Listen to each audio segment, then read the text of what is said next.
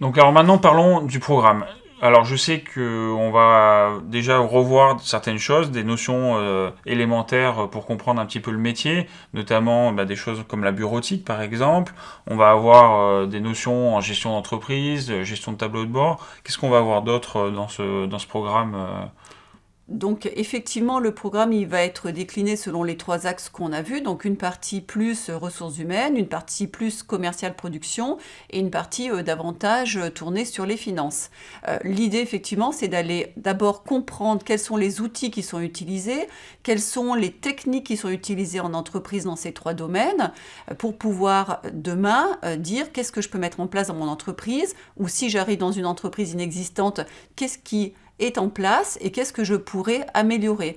Puisque le principal objet de ce poste-là, c'est d'avoir un regard sur l'ensemble des trois domaines de l'entreprise pour pouvoir, entre parenthèses, critiquer et proposer des axes d'amélioration. Donc on va voir des logiciels spécifiques comme la gestion commerciale, la gestion des stocks, on va voir des outils en matière de recrutement, profil de poste, études de candidature, management des équipes.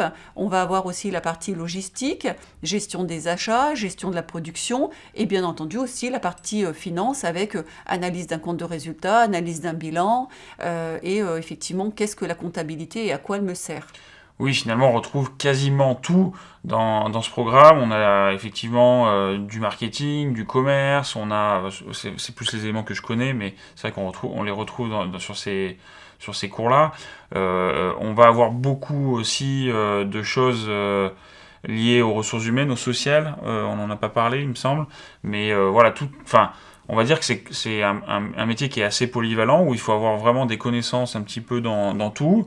Et l'objectif, ça va être bien de développer un maximum vos connaissances dans ces trois domaines phares, on va dire, parce que vous devez maîtriser quasiment l'ensemble des compétences d'une entreprise, enfin tout du moins Tout à le, fait. le- L'idée, c'est d'avoir un regard critique et de pouvoir prendre des décisions. Donc, pour faciliter la prise de décision, il faut savoir analyser l'information dans ces trois domaines-là et pouvoir effectivement la gérer pour optimiser en fait les ressources de l'entreprise, qu'elles soient matérielles, humaines ou financières.